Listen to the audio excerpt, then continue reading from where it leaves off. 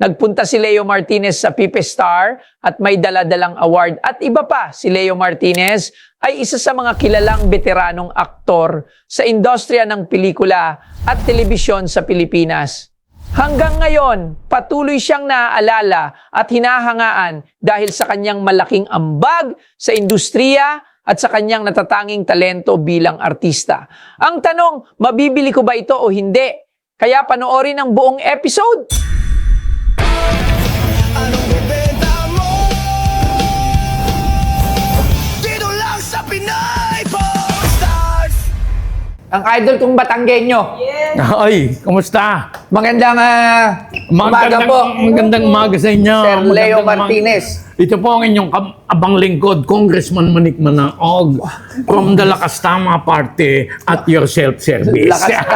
Lakas tama party at self-service At party. self-service.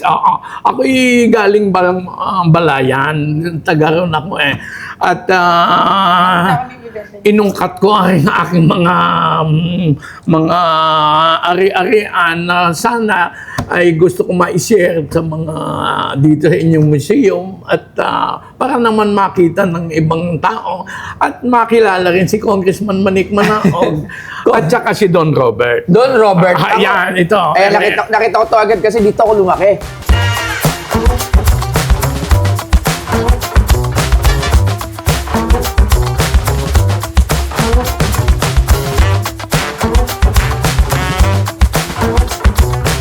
Si Leo Martinez ay isa sa mga kilalang veteranong aktor sa industriya ng pelikula at telebisyon sa Pilipinas. Nakilala siya sa kanyang husay sa pag-arte at sa kakayahan niyang gumanap sa iba't ibang papel.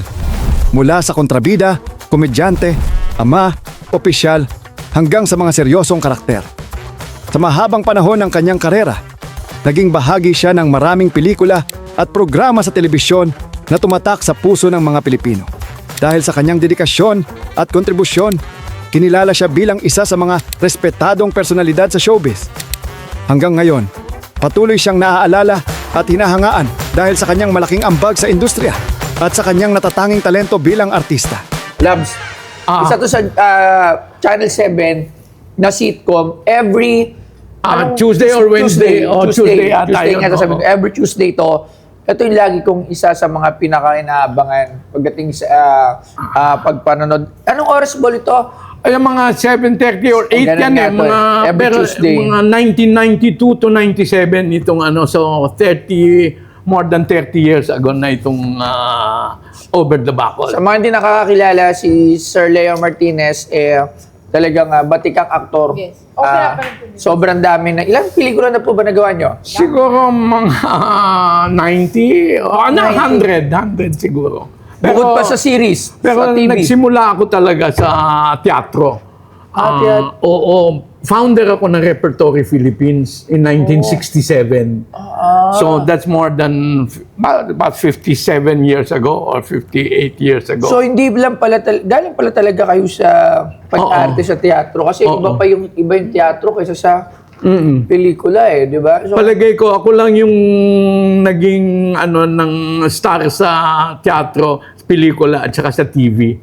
Kasi lahat. Lahat ng yung iba TV at saka pelikula lang. Pero ako yung nagsimula ako talaga sa teatro, Repertory Philippines. Ayan, so papakita ko lang to sa kanila lahat Ayan, so papakita ko. Ito siyempre si Don Robert. Yan, si Don Robert. Tapos si Mokong.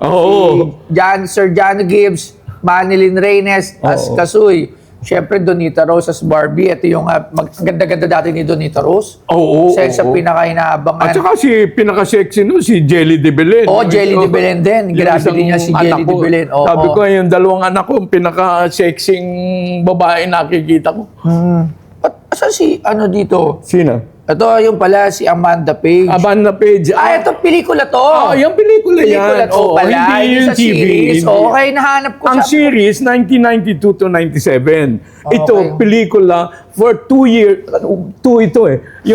Ang Over the Bacol 1 and 2, sila ang top grosser sa MMFF Film Festival for 2 years na inilabas namin itong Over the Bacol.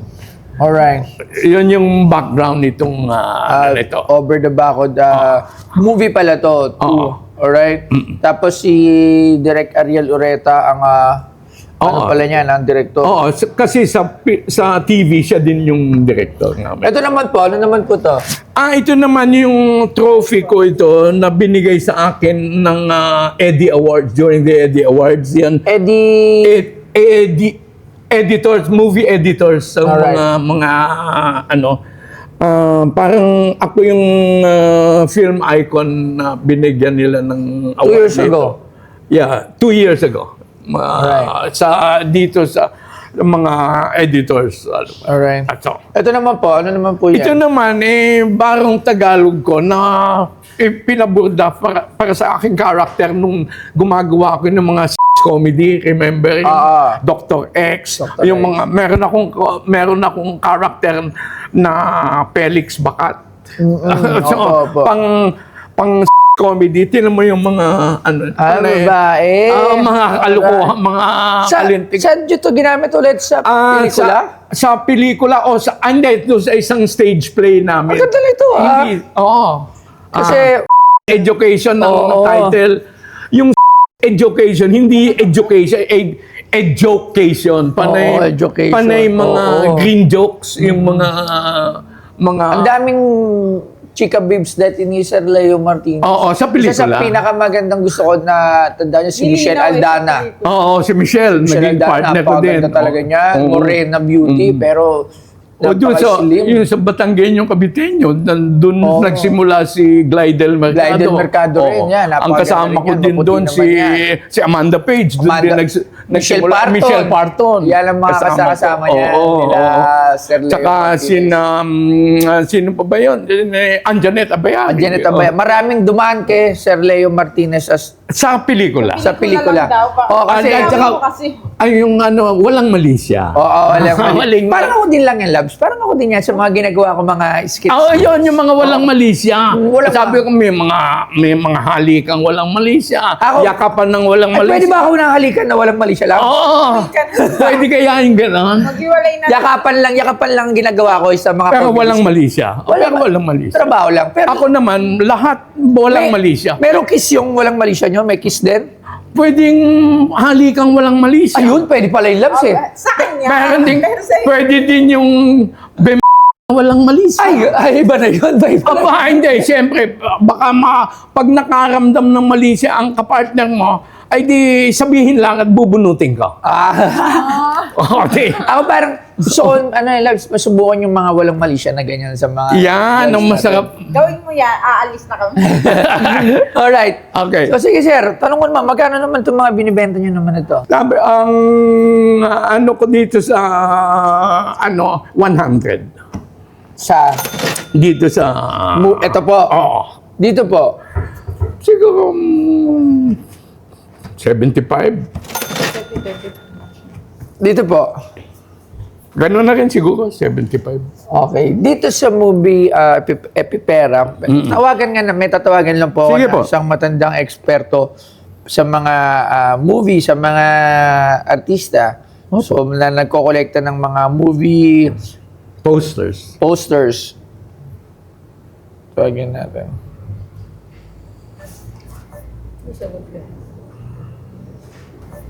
Kuya Jun! Magandang gabi po, Kuya Jun Manalo. Umaga. Ay, magandang umaga. Nalito na.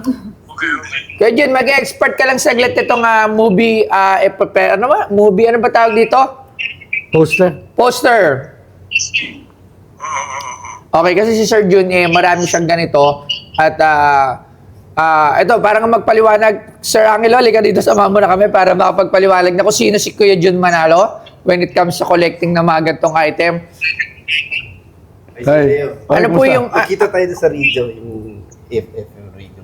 Sa? Eagle FM. si Jen. Oo, Eagle. Kausap niyo ako minsan. Oo nga. Yes, Oo. yes, yes. Okay, sino ba si Sir Jun Manalo para sa ating mga viewers? Ano ba ang kinokolekta niya? Bakit siya tinatawagan ko ngayon dito sa aking mga dala? Well, si Sir Jun Manalo, siya talagang kung ako dekada, si Jun Century? Grabe ka naman, Kuya Jun. Century ka na daw.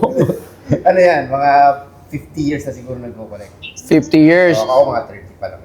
Tapos marami ako Mga nakikita master sa kanya, mga ganito yung mga cinema. Ito, di ba? Ano tawag dito? Ano tawag dito Kuya Jun?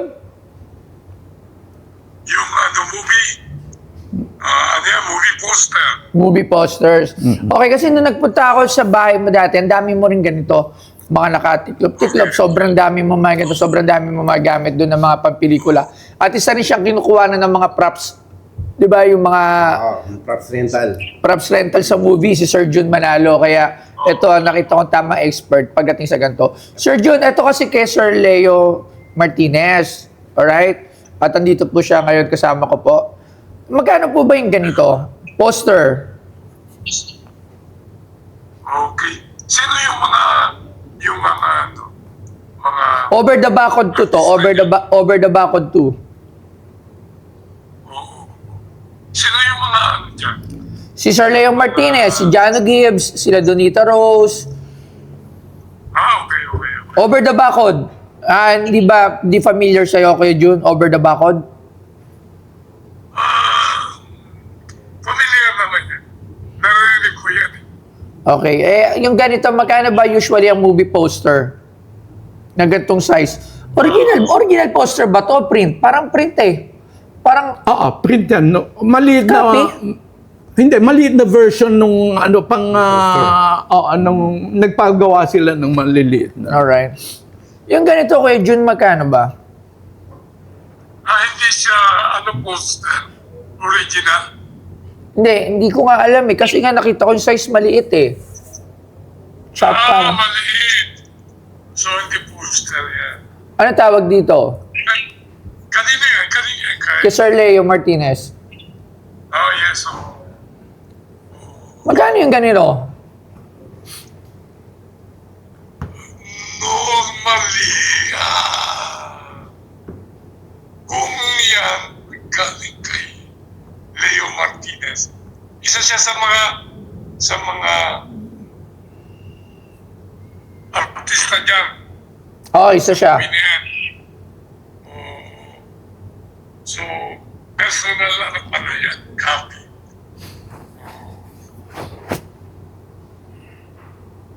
Siguro more or less mga around, yung around, kung kay Leo Martinez yan, permado niya, mga around 10,000 above yan. 10,000. Alright. Pagka may pirma ni Sir Leo Martinez. Alright, sige. Salamat. Thank you po. Thank you. Okay, so dito naman, eto naman, ginamit ni Sir Leo Martinez saan po ito ginamit? Sa education, isang play. Movie ba?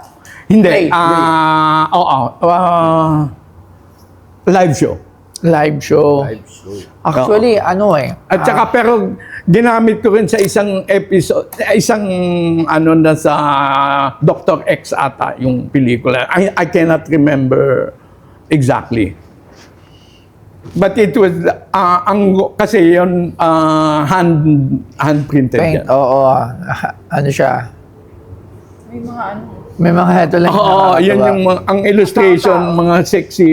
Mga positions Oo. Mga Kama Sutra ito. Oo. Sarangin lang, magkano? Sir, matanong ko lang, ito ba ay pinagawa nyo o nabili nyo? Pinagawa. Nabili. Hindi, ito yung barong mismo. Nabili ba mismo yan o pinagawa? Hindi, pinagawa na ito. Talagang from scratch? From scratch. Oh. Scratch. So, talagang... At ang talaga, yung naggumawa, Kilala ba siyang Kilala ba yung siya- gumawa? Hindi. Patay na yung gumawa. Pero ano talaga yung mga... Hindi kilala. Hindi kilala. Sige. So, ginamit dun sa education, ano? Oo. Okay. Well, ikaw, sir, familiar ka ba dun sa education na play? Hindi ko. Kilala ko Sir Leo Martinez sa mga movie with the sexy actors. Ako, medyo naganda lang ako dahil may design.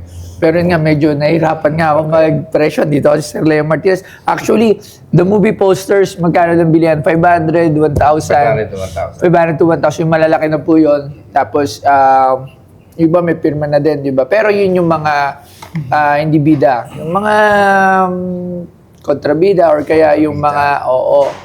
So, Si puro good vibes eh. Si good vibes talaga. Talaga, bilib ako dyan kay Sir Leo Martinez. Gusto ko maging katulad ni Sir Leo. Walang mali siya pag nakikipag... Ayaw lang ako payagan nito eh. Sa mga sexy scene nila kasi, sana payagan ako dito sa Boss Gold. Yun naman, Pero lang love so, ganun lang. yun diba? lang naman sikreto doon, walang mali siya. Di ba? So, ang hirap mag-presyo, Sir Leo. Ikaw, ano ba sabi mo? Well, Sir Leo yan. Ginamit talaga niya. Ang issue ko dyan is hindi masyadong kilala yung, at least for me, kilala. Yung Siya gumawa. yan. Yung gumawa. Pati yung pinag-participate. Pinaggamitan. Kumbaga, kahit ako hindi ko rin siya alam. Kahit talaga nanonood daw kay Sir Leo Martinez, hindi ko rin alam na ako sa nagamit to. So, Yun. So siguro yan, given na ganun nga, owned niya, I would add, to the cost of making the barong, I would add mga plus 5 to 10. Kung magkano yung niya on top of the cost of the barong. Yun yung sa akin na. Pero tingin ko, Yes. it would be great for your collection. alright. Yun lang yung ko dyan. Maraming salamat, Sir Angelo. Thank you very much. Thank you. Ito naman, sa isang trophy naman, Sir Leo. Dito, trophy, marami tayong mga Oo. famous awards. Nag-range pag Best Actor, 70,000. Yung huli na bili ko, parang 30,000. So, medyo malayo dun sa price natin eh. And ako for... Lahat. Ako, gusto ko itong dalawa. Ang hirap makipag-usap pagkakaharap mo na yung mga Idol mo. idol tsaka yung mga talagang madami na napatunayan. Actually, sir, yun yung isa sa pinakamahirap na decision ko lagi dito sa Pinoy Pawn Star. Yung magbigay ng presyo, lalo na pagkaharap mo. Ako naman, ngayon din lang ako naka-experience nito. So, Kasi kahit hindi ko rin alam mga kahit kasi ako, kunyari po ako si kunyari Sir Leo Martinez, I know my worth. Alam ko yung nag-ambag ko sa industriya. Siyempre, walang presyo yung mga ganito eh. Kumbaga, sabi ko, ang pinagpaguran ko to ng matagal. Ang dami kong sinakripisyo dito. Ang dami ko talagang ginawa na maganda at na kilala ko, diba? So, yun nga lang, siyempre, sa side naman namin na nabili, so titingnan namin dyan is, pag binili ba namin, ano ba siya, for display na lang siya? Or someday ba, pwede siyang, may umursunada, mayroong gustong bumili, at may balik yung pera na nilabas namin dito. Siyempre, maglalabas kami ng pera. So, yun yung mga isa sa mga tinitingnan ko lagi. Napakahirap, lalo na pagka, kung hindi kayo nagdala nito, madali eh. Madali ko itong tawaran. Ano yung dapat sa iba niya pinadala? Kasi iba ko ito pinadala, napadali. May presyo ako na to agad. Sabi ko, ito lang yan. Pero yun nga, lagi, every time na nakakarap ko yung mga legit na tulad nyo po, na marami nang pumunta dito, napakahirap mag-decide. Pero kung bibiling ko ito lahat, Sir Leo, kung bibiling ko ito lahat,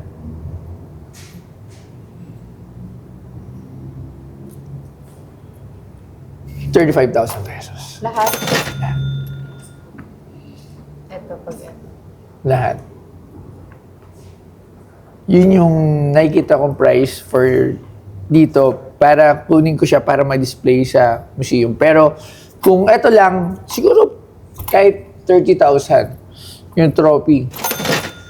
Kasi yung famous yung binibili natin nakaraan, yung child 30,000 din. So famous siya. So ang hirap eh, ang hirap talaga. May sasabihin sa Baka meron po kayong hindi, okay. I mean, sa akin, sabi ko nga, kung ito lang ang pwede rin. Pwedeng, pag-usapan natin Gusto ko lang may display dito na isang Leo. Meron na pinirmahan si Sir Doc yung poster. Actually. Pero kami ni Opo, kay Dennis Padilla. kay Dennis Padilla. Kasi ito, pero at least ako kasi, isang hilera. alam niyo, isang malungkot, nakakalungkot din, Sir Leo, yung generation ngayon, hindi na nila kilala Oo nga, ayun yung na. mga 40 years below, above na mga ganun. Usually, yung mga nakakausalamuhan natin, hindi na nila... Yun nga pinag-usapan namin ni Pot, yung nag-introduce sa akin dito. Kasi nga, sabi niya, ito naman, itong sa, as Congressman Manik Manao, kukunti na nakakakilala dahil nga, yun. Okay. Siya, Galing. yun. So yun, that's Sir Leo Martinez for you guys. So ngayon, magkano ba? Ikaw. Sa 30,000 pesos, sir, ano yung may bibigay mo sa akin? Ako niya mag-offer sa 30,000 pesos. What could you actually give it to me? Well, you choose this one or this one. Ikaw, Lab, saan gusto mo? Ikaw. Ikaw. Ikaw na. Ikaw na. Ikaw na. Ikaw na. Ikaw na. Baka magkaiba tayo. Anong gusto mo? O, sige, bulong mo sa Ay, akin. gusto mo to. Ito na. Ha? Ikaw, Rudy, ano maganda? Trophy. Sige, trophy kasi may pangalan Oh, yun yung para sabi ko. ma-display din kasama dito. Kasi for sure the trophy, di siya ibibenta. Talaga nandiyan siya for display. So, we will go for the trophy. Okay. Sir, maraming salamat, sir. Sir. So, Saan din eh? siguro dito na lang sa gitna. Kaya po ba yan? Papunta doon? Yes. So, para may lagyan na natin siya sa... Dito? Apa. Pwede po palagyan ako ng date. It's 5, 8, 9. 8 ba? 8? Ang galing. Ganda ng sulat. Ang gitna ko, Sir Leo Martinez talaga nung dati. Pagka-partner Pwede niya po sila, pagkain ng date. Michelle May Parton, 8. sila Michelle Aldana. 0508. Napakaganda ni Michelle Aldana, Oo. Sir Leo, no? Oo. Morena siya, Pilipina. 2026.